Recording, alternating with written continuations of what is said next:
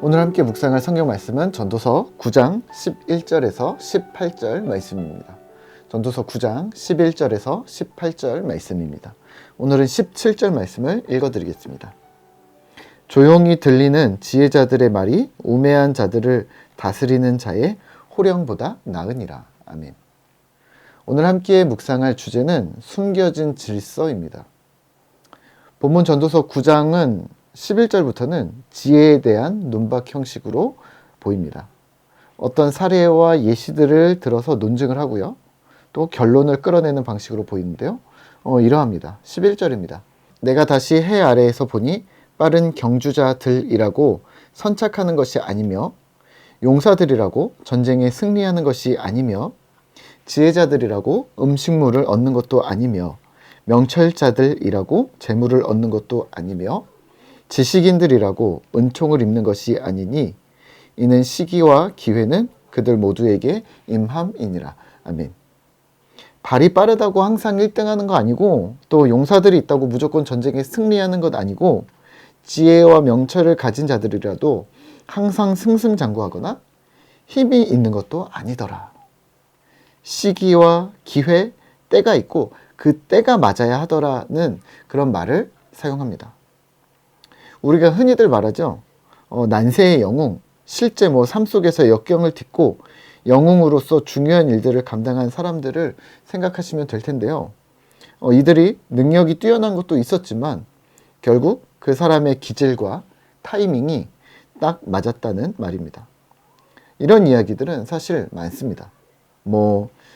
임꺽정이나 허준, 김구 선생이나 이순실, 이런 현실이든 허구든 영웅들의 능력치와 더불어서 시기가 맞아 떨어진 것이 이렇게 나옵니다.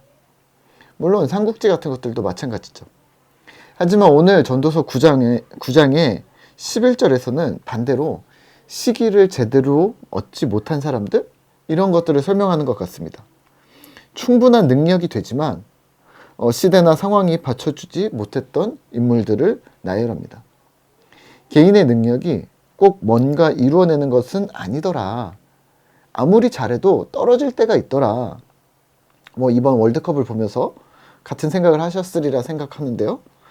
개인의 능력이 출중해도 또 팀의 피파 순위가 상위여도 예상치 못한 이변들이 빈번히 발생합니다. 그래서 모든 선수들이 최선을 다하는 것이죠. 대충 하는 경기는 이번에는 못 본 것 같았는데요. 원래 대충 하는 게 없었겠죠. 잠언에서는 이 지혜에 대해서 이렇게 말합니다. 근데 지혜는 힘이다. 지혜 있는 자는 강하고 지식을 가진 자는 힘이 있다고 선언합니다. 하지만 전도서의 지혜자는 반박하듯이 말합니다. 꼭 그런 것은 아니더라. 하지만 그렇다고 전도서가 다른 이야기를 하지는 않습니다. 그래도 지혜가 중요하긴 하더라 라고 말합니다. 13절에서 나오는 한 가난한 지혜자의 이야기를 통해서 가난한 지혜자의 지혜로 성읍을 구원했고 전쟁에 승리했지만 그 지혜자는 항상 승승장구하는 것 아니고 그 지혜자는 잊혀졌더라. 지혜 이꼴 성공, 지혜 이꼴 승승장구라는 표현을 쓸 수 없었다라고 전도자는 말합니다. 하지만 그래도 구원을 얻었잖냐. 지혜가 최고다라는 이야기를 합니다. 17절입니다. 조용히 들리는 지혜자들의 말들이 우매한 자들을 다스리는 자들의 호령보다 나으니라. 아멘. 그러면 오늘 우리는 무엇을 기억해야 할까요? 숨겨진 질서입니다. 세상이 보지 못하는, 세상이 인지하지 못하는 이 숨겨진 질서를 따르는 자가 바로 우리여야 한다는 말입니다. 세상은 능률과 수치로 모든 것을 평가하려고 합니다. 이를 세속화라고 하는데요. 지혜자에게 이렇게 묻겠죠. 지혜로 뭐 할 건데? 지혜로 무슨 결과를 얻었는데? 몇 명의 사람을 도와줬는데? 그래서 어떤 유익이 있었는데 숫자로, 돈으로 계산하려고 합니다. 지혜를 추구하면 그러면 밥이 나오는데 떡이 나오는데 무엇을 얻는데 그거는 가치로 얼마의 가치로 환산할 수 있는데 이런 수치와 능률 위주로 질문을 한다면 잠언의 지혜자는 어쩌면 대답을 못할 수도 있습니다. 왜냐하면 그는 지혜를 가졌기 때문에 무조건 잘 되고 성공한다는 식으로 말했으니까요. 하지만 오늘 전도사의 지혜자는 할 말이 많습니다.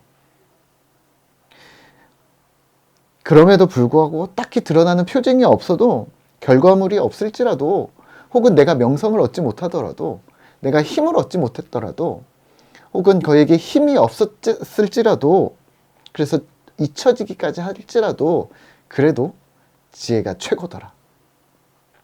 조용한 지혜가 오매한 자들의 쩌렁쩌렁한 큰 명령보다 낫더라 라고 전도서의 지혜자는 말하겠죠. 지혜가 무기보다 낫더라고 말할 겁니다. 우리의 인생에서 하나님을 따라 걸어가는 삶의 지혜, 예수 그리스도라는 진리를 따르는 신자들의 지혜로운 삶이 실제 제일 중요한 숨겨진 세상의 질서였다는 것이죠. 그러면 오늘 우리는 무엇을 해야 할까요? 무엇을 또 행동해야 할까요? 우리는 숨겨진 질서를 따라가는 사람들입니다. 그리고 그렇게 해야 합니다. 세상이 요구하는 기준의 결과물들을 우리는 내어놓을 수 없을 때가 있을 겁니다. 하지만 마음과 뜻을 감찰하시는 하나님, 우리의 생각과 행동을 세세히 살피시는, 결과뿐만 아니라 과정까지도 굽어 살피시는 하나님 앞에서 우리는 주님의 법칙을 따라가셔야 합니다. 말씀을 묵상하고 또 공동체 예배를 드리고 또 십십십을 하면서 경건서적을 읽으면서 성경을 공부하면서 또 연약한 지체들을 보살피고 격려하면서 여러 가지 일들을 여러분들이 감당하면서 한 해 한 해가 지나갑니다. 이것이 어찌 보면 큰 사이클 안에서 루틴처럼 보일 수가 있습니다. 아, 이걸 또 하게 되네? 또 이걸 우리가 경험하게 되네? 하지만 우리는 그 안에서 사명을 찾으셔야 합니다. 조급하지 않고 꾸준히 걸어가는 우리의 걸음 속에 숨겨진 성경의 진리가 들어있음을 기억하셔야 합니다. 오늘 하루도 눈에 보이지 않지만 어떻게 해야 할지 잘 모르겠지만 공동체와 함께 그 숨겨진 질서를 따라 기쁘고 즐겁게 걸어나가는 신실한 꿈터 성도님들 되시기를 소망합니다.